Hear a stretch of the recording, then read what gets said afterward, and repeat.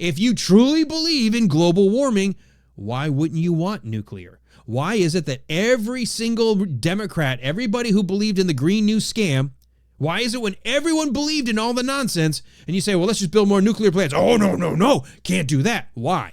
Why can't we? Well, it's not batteries, it's not solar, it's not wind. Okay, yeah, but it's also carbon free. Did you know that? Yeah, it's nuclear. You're not burning anything. You've got radioactive material that provides the heating that helps create the steam to turn the turbines to create the electricity. It's nuclear. There is no emission. There's steam.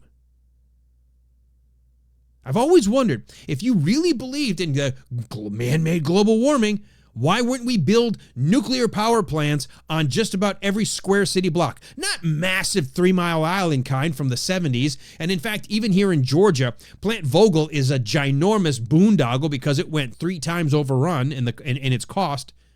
I've mentioned this before.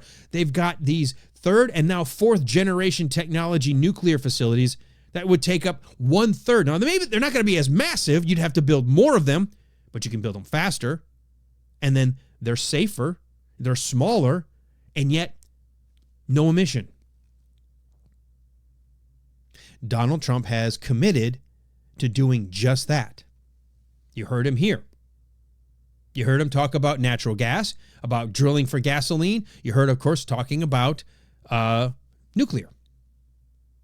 You're not going to win the AI race without energy, period. And wind is not consistent and is not profitable. Solar is not consistent and not profitable. Are they tools you could employ in certain instances? Are they part of maybe an overall strategy? Sure. Are they the strategy? Absolutely not. Not even close. Not even in the ballpark of playing.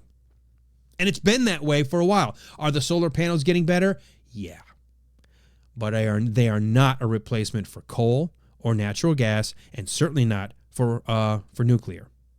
They just aren't.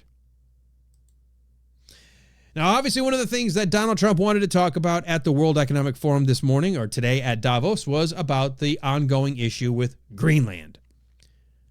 Ladies and gentlemen, I am so tired of knuckleheads who don't know their history, don't bother reading anything about their history, don't bother looking into the context of the discussions that the United States has been having for decades and decades and decades to try to find ways to either have a strategic foothold and or control of Greenland from a national security perspective. This is not new. This is not something Donald Trump just whipped up and came out of nowhere. This has been something that's been talked about for over a century in the United States.